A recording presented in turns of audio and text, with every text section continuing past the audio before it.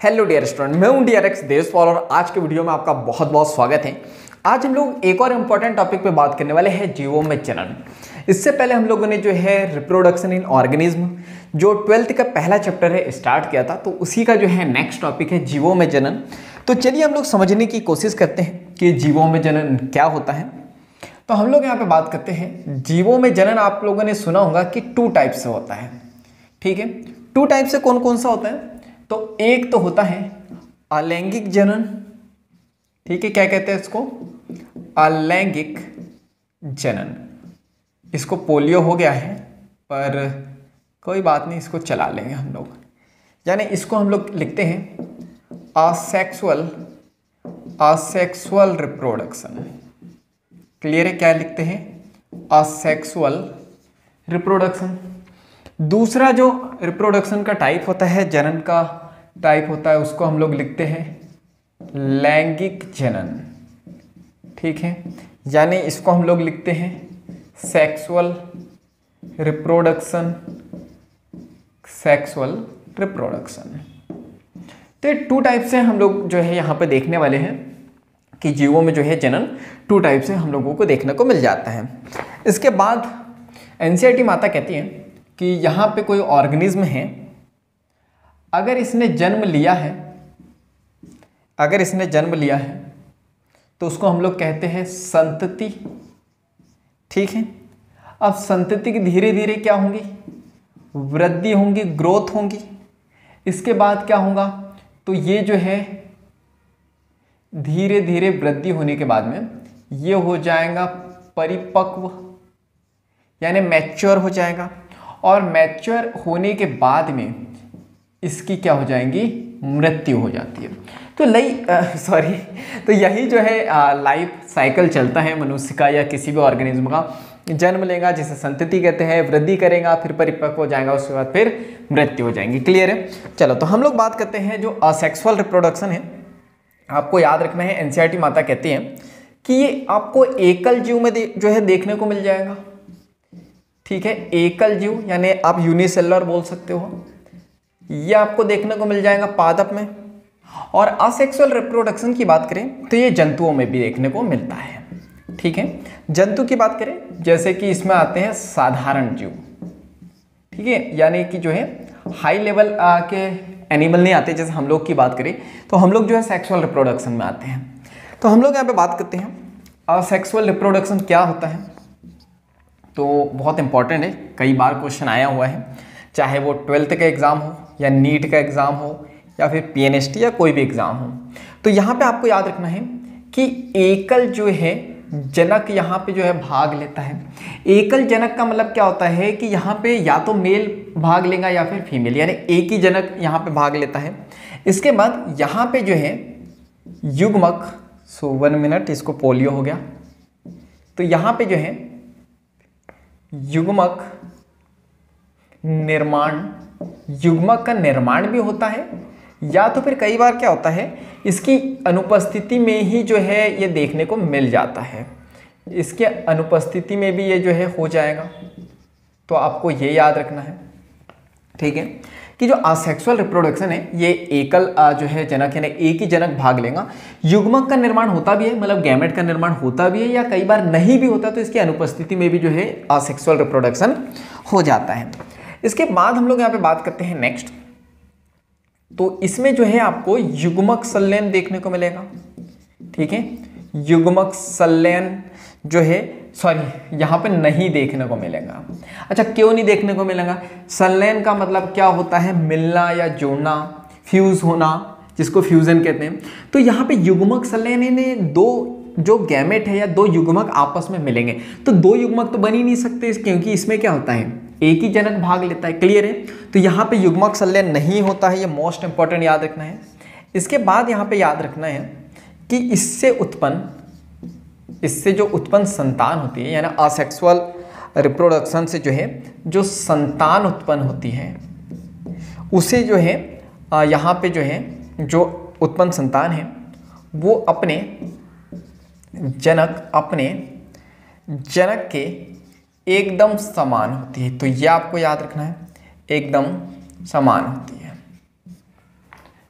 क्या बात करी मैंने कि यहाँ पे अलैंगिक की बात करूँ मैं, तो उससे जो उत्पन्न संतान होती है वो अपने जनक की एकदम समान होती है, यानी दिखने में भी समान होती है और वो जितनी भी एक्टिविटी होती है वो भी एक समान होती है। तो चलो हम लोग इसको देखते हैं ऐसा क्यों होता है।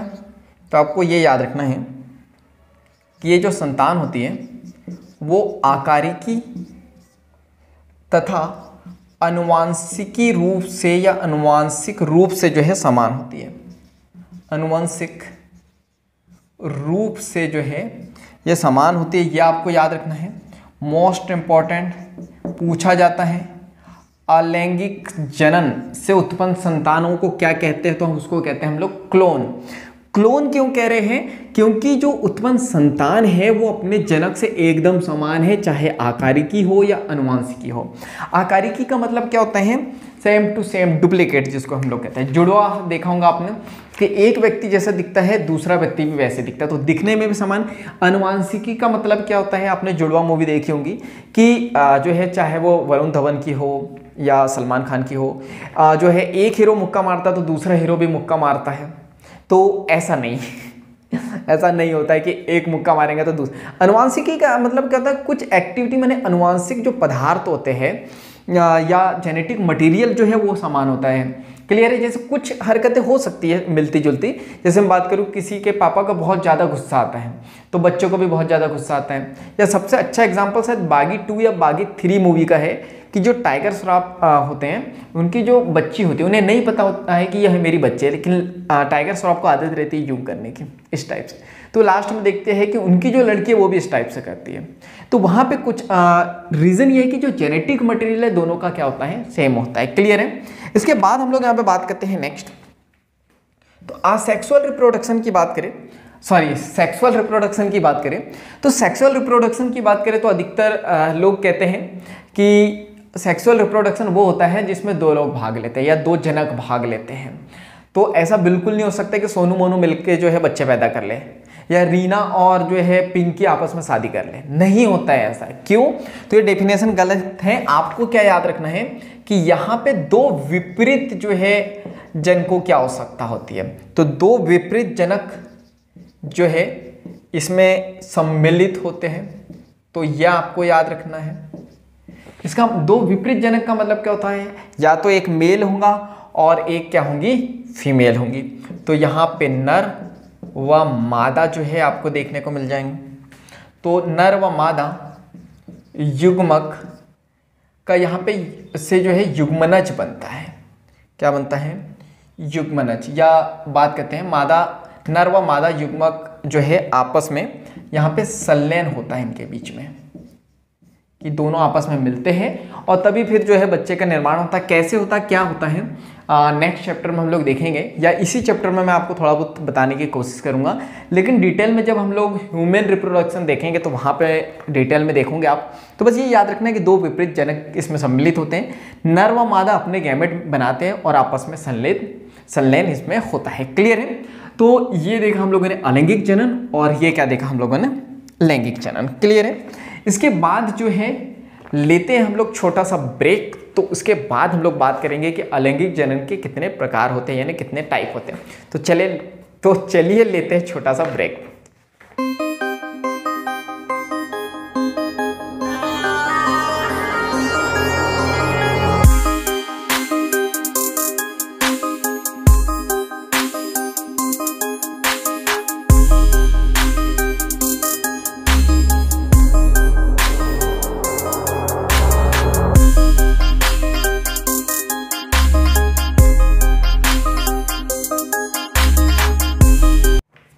तो चलिए ब्रेक यहाँ पे होता है खत्म। इसके बाद हम लोग नेक्स्ट टॉपिक देखते हैं, अलैंगिक जनन के प्रकार। तो चलिए इसे स्टार्ट करते हैं हम लोग। तो अलैंगिक जनन के प्रकार की बात करूँ तो सबसे पहले तो हमें यहाँ पे देखने को मिल जाएगा द्विखंडन। द्विखंडन जिसको हम लोग लिखते हैं फिजन। और द्विखंडन की बात करें, अच्छा विखंडन होता है और उसी के जो है टाइप होते हैं, तो मैं इसको लिख देता हूं विखंडन। ठीक है, जिसको फ्यूजन कहते हैं। और इसी का जो है फर्स्ट टाइप जो होता है वो होता है द्विखंडन। ठीक है। द्विखंडन आपने कई बार सुना होगा और 12th में होंगे तो पहली बार सुन रहे होंगे, जिसको हम लोग लिखते हैं बाइनरी फिजन, बाइनरी फिजन, ठीक है। तो ये हो गया हमारा बाइनरी फिजन। तो इसको हम लोग देखते हैं। तो आपको याद रखना है कि जो बाइनरी फिजन है ये एक कोशिकीय जीव में जो है देखने को मिलता है, एक कोशिकीय। सो 1 मिनट, इसको हो गया पोलियो। तो ये एक कोशिकीय जीव जैसे कि आपको देखने को मिलेगा प्रोटिस्टा और देखने को मिलेगा आपको मोनेरा। क्लियर है। तो मोनेरा में जो है बैक्टीरिया वगैरह आते हैं। तो हम लोग ने जब सेल बायोलॉजी मैंने इसमें पढ़ाई थी, हम लोग मीन्स जो नीट की तैयारी कर रहे हैं 12th वाले तो यही लेक्चर देख रहे होंगे। तो मैंने जब सेल बायोलॉजी पढ़ाई थी तो वहाँ पे बताया था बैक्टीरिया वगैरह जो आते हैं वो मोनेरा जगत में, और जो यूकैरियोटिक एक कोशिकीय होते हैं तो वो होते हैं प्रोटिस्टा। क्लियर है। तो ये एक कोशिकीय जीव में आ गए। इसके बाद हम लोग बात करते हैं, तो यहाँ पे कुछ इस टाइप से होता है। यहाँ पे द्विखंडन की बात कर रहे हैं हम लोग। तो ये अमीबा में होता है, तो आपको पता रहना चाहिए अमीबा का कोई साइज होता नहीं है। तो यहाँ पे क्या होता है, इसमें होता है विभाजन, ठीक है। इसमें क्या होगा, विभाजन होगा, किसमें, अमीबा में। तो अमीबा में जैसे ही विभाजन होगा तो यहाँ पे आपको जो है, देखो इसके लिए तो आपको जो है मैं बहुत आपको शॉर्ट एंड स्वीट बता रहा हूँ। तो यहाँ पे जो है दो संतति कोशिका, दो संतति कोशिका का क्या हो जाएगा, निर्माण हो जाएगा। यानी एक जो जीव है वो बढ़कर विखंडित होकर दो जीवों में जो है, सॉरी, दो संतति कोशिका में डिवाइड हो जाता है। तो उसी को हम लोग कहते हैं बाइनरी फिजन। मैंने क्यों बोला शॉर्ट एंड स्वीट बता रहा, तो जब सेल बायोलॉजी सेल डिवीजन के अंतर्गत जब विभाजन देखते हैं तो पहले कैरियोकाइनेसिस होता है, यानी केंद्रक का विभाजन, उसके बाद फिर कोशिका द्रव्य का विभाजन, उसके बाद जो है दो संतति कोशिकाओं का निर्माण होता है। तो ये आपको याद रखना है। इसके बाद हम लोग बात करते हैं जो सबसे इंपॉर्टेंट है, इसके एग्जाम्पल, इसके उदाहरण क्या है। तो सबसे ज़्यादा जो है यहीं से क्वेश्चन आते हैं। सो 1 मिनट, इसको भूख लगी है तो मैं दूसरा भी पेन ले लेता हूँ, शायद ये चल जाए तो हमें जो है हमारा थोड़ा समय बच जाएगा। तो हम लोग बात करते हैं इसके उदाहरण की। तो इसके उदाहरण की बात करें तो एक तो इसमें होता है साधारण अथवा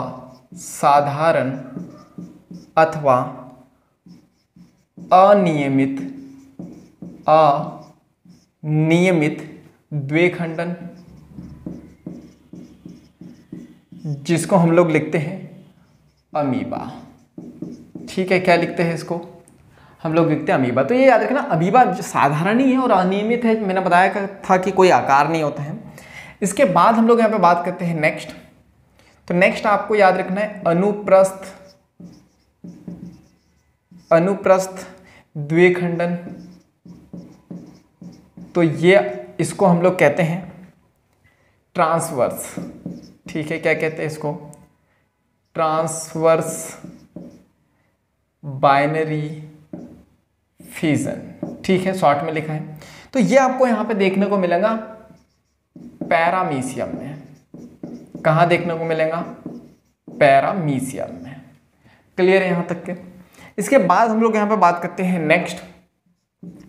तो जो लंबवत है, लंबवत की बात करूं, लंबवत जो द्विखंडन होता है तो ये देखने को मिलेगा, या इसको हम लोग लिखते हैं लॉन्गिट्यूडिनल बाइनरी फिजन। क्लियर है, शॉर्ट में लिखा है। इसके बाद हम लोग बात करते हैं, तो इसका एग्जांपल है यूग्लिना। तो पेन को भी धीरे धीरे पोलियो होने लगा। अजीब जानवर है, बहुत खिलाता हूं मैंने दोनों को, पर पता नहीं क्यों ये धोखा दे देते हैं। तो अनुप्रस्थ और लंबवत का मतलब क्या होता है, देखो लंबाई यानी ये, जब हम यहाँ से, जैसे मैं इंसान की बात करूँ, अगर कोई यहाँ से जो है कट कर दे किसी को बीच से लंबवत, तो उसे लंबवत द्विखंडन कहते हैं। अनुप्रस्थ का मतलब कोई यहाँ से कर दे आड़े में, तो उसको हम लोग कहते हैं लंबवत द्विखंडन। तो अमीबा, पैरामीशियम और यूग्लिना आपको याद रखना है। इसके बाद हम लोग यहाँ पे बात करते हैं सेकंड। तो सेकंड हम लोग बात करते हैं बहुखंडन की। ठीक, तो बहुखंडन क्या होता है? जो शादी करके जब बहू आती है घर पे, तो घर को जो है खंडित खंडित कर देती है, अच्छे भले घर को जो है खंडित कर देती है, तो उसे बहुखंडन कहते हैं। तो बिल्कुल ऐसा नहीं होता है, जैसा आप टीवी सीरियल में देखते हो वैसा तो नहीं होता है, ये बायोलॉजी है। तो यहाँ पे बहुखंडन का मतलब होता है कि जो यहाँ पे जीव दो भागों में डिवाइड हुए थे, तो मल्टीपल का मतलब क्या है? बहुत सारे भागों में यहाँ पे डिवाइड हो जाते हैं। ठीक है, तो इसके बाद हम लोग बात करते हैं नेक्स्ट। तो यहाँ पे भी एग्जाम्पल हम लोग लेंगे अमीबा का। तो यहाँ पे हम लोग बात करते हैं, ये जो अमीबा है,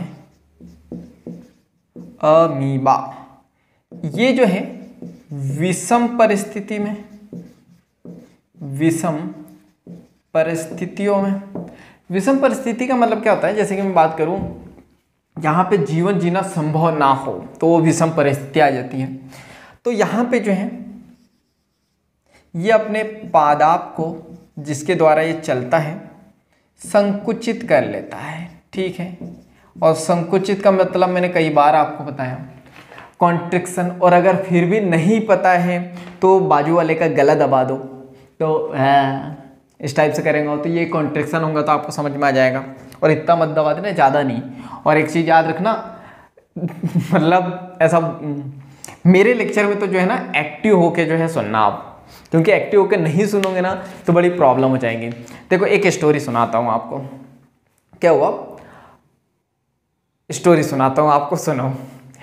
एक टीचर थे, वो शहर से जो है गांव में गए। तो जब वो टीचर जो है गांव में गए, तो छोटा सा गांव था, वो बड़े एक उम्मीद से गए थे कि यार गांव में उतना अच्छा एजुकेशन नहीं होता है, तो मैं अच्छे से पढ़ाऊंगा, यहाँ के बच्चों को जो है अच्छी शिक्षा दूंगा। तो वहाँ के जो डायरेक्टर थे स्कूल के, वो उन्होंने भी बड़े अच्छे अरमानों से बुलाया था कि भाई ये अच्छे से पढ़ाएंगे। तो बच्चे वहाँ से, गांव के बच्चे आपने देखा है बहुत मस्ती करते हैं, टीचर की बात बिल्कुल नहीं सुनते हैं। तो वहाँ पे जब वो टीचर पढ़ाने गए, तो लेकिन इनका एक अपना अंदाज था, तो बच्चे बड़े ध्यान से सुनते थे इन्हें। तो इन्होंने जो है सोचा यार गांव में अध्यात्म बहुत जो है सुनते हैं लोग, देखते हैं रामायण महाभारत। तो उन्होंने महाभारत की कथा उठाई। तो उन्होंने जो है बताया कि जो महाभारत रामायण की जो है स्टोरी सुनाई स्टूडेंट को। तो वहाँ पे बताया कि जो श्री राम जो है कैसे वनवास हो गया उनको, राजा दशरथ के पुत्र थे, वनवास आए, वहाँ से जो रावण ने जो है सीता जी को उठा के ले गया। तो जो है वो इसलिए उठा के ले गया था क्योंकि जो है रावण की जो बहन थी उनकी नाक जो है लक्ष्मण जी ने काट दी थी। तो जो है राम जी ने जो है रावण के साथ युद्ध किया, बड़ा स्ट्रगल किया और रावण को मार दिया। तो ये स्टोरी पहले दिन बता दी। दूसरे दिन जब उन्होंने सारे स्टूडेंट से पूछा, बता भाई किसने जो है रावण को मारा, एक लड़के को खड़ा किया। तो वो लड़का बोलता है, सर देखो मेरे को तो धोखे से भी मत बोल देना कि मैंने मार दिया, मैंने मारा पीटी आजकल बंद कर दिया, तो आप धोखे से भी मेरे को मत बोल देना कि मैंने मारा। टीचर बड़े हैरान कि यार ये मैंने क्या पढ़ाया और बच्चे क्या सुन रहे। उन्हें दूसरे बच्चे को बोला, तो बोले सर देखो ये मेरा हमेशा जो है ये मेरा नाम लगा देता, इल्ज़ाम लगा देता कि मैंने मारा, मैंने तो बिल्कुल नहीं मारा, क्लास में यही चालू। तो उन्होंने वहाँ के जो प्रिंसिपल रहते हैं उनको बुलाया कि सर देखो ये बच्चे, मैंने बड़े अच्छे से इनको स्टोरी सुनाई, पढ़ाया, और मैं पढ़ा कुछ रहा हूँ और ये सुन कुछ और रहे हैं। तो सर ने बोला कि सर देखो, वो जो प्रिंसिपल सर थे, प्रिंसिपल सर ने बोला देखो सर जिसने भी मारा हो रहने दो, आप एक काम करो बात को यहीं रफा दफा करो, क्योंकि बाहर बात फैलेंगी तो प्रॉब्लम हो जाएंगे। सर फिर हैरान, टीचर तो टीचर, प्रिंसिपल भी बेवकूफ़ समान बातें कर रहे। तो उन्होंने डायरेक्टर सर को बुलाया, सर देखो ये बच्चे जो है पढ़ नहीं रहे हैं, मैं बोलता कुछ हूँ और सुनते कुछ हैं, और आपकी जो टीचर भी है ऐसे ही है। तो डायरेक्टर सर ने बोला ठीक है, जिसने भी मारा हो उसके पैसे दे देंगे और बात को यहीं पे हम लोग खत्म कर देते हैं। टीचर बड़े हैरान। तो इस स्टोरी से मैं ये बताना चाह रहा हूँ कि ऑनलाइन क्लास अगर आप कर रहे हो, या मेरी ऑफलाइन क्लास में भी मैं ये स्टोरी सुनाता हूँ और बताता हूँ कि आप जब भी लेक्चर देखें ना तो एक्टिव होकर देखें, क्योंकि बीच में हंसी मजाक के लिए कुछ बोला जाता है या ऐसा ना हो कि मैं पढ़ा कुछ और रहा हूँ आप बोल कुछ रहे हो, पता लग रहा है गला दबा दिया किसी का, बोले किसने बताया, तो वो सर ने बोला कि गला दबा दो। तो यहाँ मैंने ये मजाक के लिए बोला था, तो इसको ज़्यादा सीरियसली नहीं लेना और जो है रिलैक्स होकर सुनना है, ठीक है। तो विषम परिस्थिति में ये पदार्थ को अपने क्या कर लेता है, संकुचित कर लेता है। इसके बाद हम लोग यहाँ पे बात करते हैं, तो यहाँ पे जो है यहाँ पे ये विषम परिस्थिति आ जाती है। तो देखो क्या होता है, अगर इंसान के घर में भी विषम परिस्थिति आती है, मान लो पानी आने लग गया, तो वो क्या करता है, झोपड़ी बना लेता है। तो ये भी क्या करता है, यहाँ पे एक त्रिस्तरीय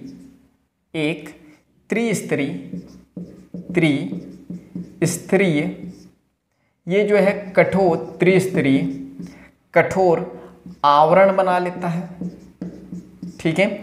आवरण को स्त्रावित कर देता है, जिसको कहते हैं पुट्टी या फिर सिस्ट। क्या कहते हैं, पुट्टी या फिर इसको कहते हैं सिस्ट।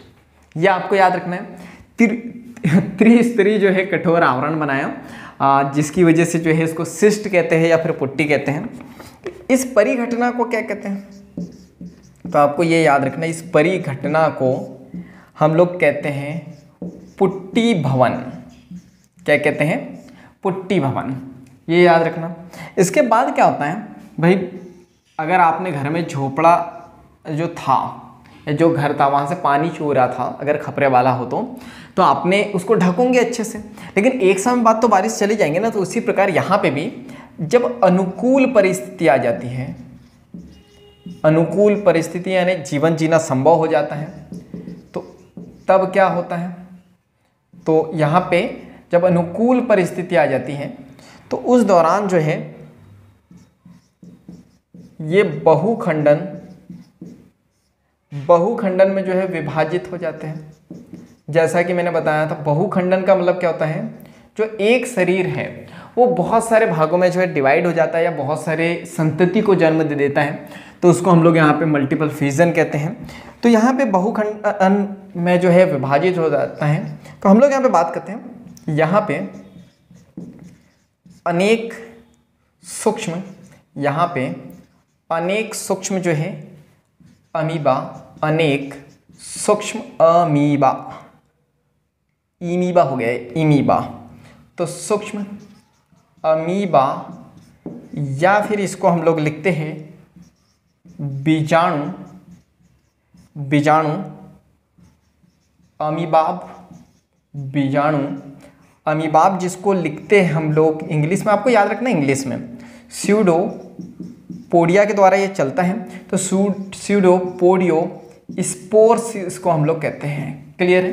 तो छोटे छोटे अमीबाब को ये जो है यहाँ पे जन्म देता है या उसमें डिवाइड हो जाता है, टूट जाता है। तो आपको ये याद रखना है, ये है अमीबा, और यहाँ से जो इसकी ये त्रिस्तरीय आवरण था ये हो जाता है ब्रेक, ये हो जाता है रैप्चर। तो याद रखना यहाँ पे जो पुट्टी थी, पुट्टी नहीं, ये होता है पुट्टी की भित्ति जो है, तो टंग स्लिप हो जाती है मेरी, मैंने आपको बताया, क्योंकि मैं जो है ना बहुत अच्छा एक्टर नहीं हूँ, तो टंग जो है स्लिप हो जाती है। तो यहाँ पे जो है पुट्टी की भित्ति जो है फट जाती है, जिसकी वजह से क्या होता है, यहाँ पे जो है ना बहुत सारे बीजाणु बन जाते हैं। तो यहाँ पे ये जो बीजाणु हैं, आपको अभी नहीं दिख रहे होंगे, अब देखेंगे, तो बहुत सारे जो है बीजाणु यहाँ पे विकसित हो जाते हैं, ठीक है, विकसित हो जाते हैं।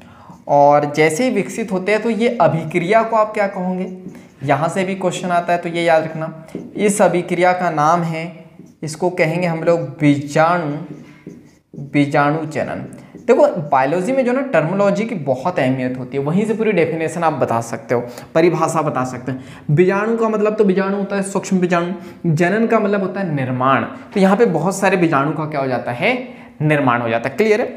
तो यहाँ पे अभी हम लोगों ने विखंडन देखा, हालांकि देखना और भी बहुत कुछ है, लेकिन ये जो जानवर है या जो ये पेन है, मैंने बोला ना ये अजीब जानवर, इसको कितना भी खाना खिला दो भूखा ही रहता, तो ये साथ नहीं दे रहे, चल नहीं रहे।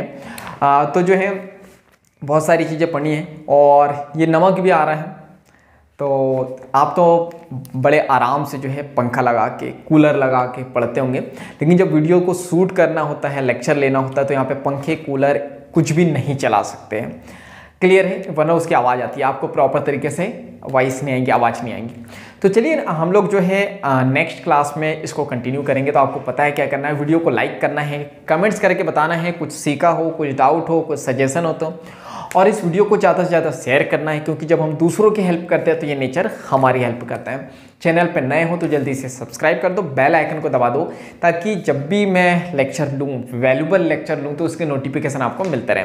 तो बाकी हम लोग मिलेंगे नेक्स्ट वीडियो में इस तरह हंसते हुए, मुस्कुराते हुए, लाइफ में आगे बढ़ते हुए और कुछ नया सीखते हुए। जब तक के लिए thank you, bye bye and go for success.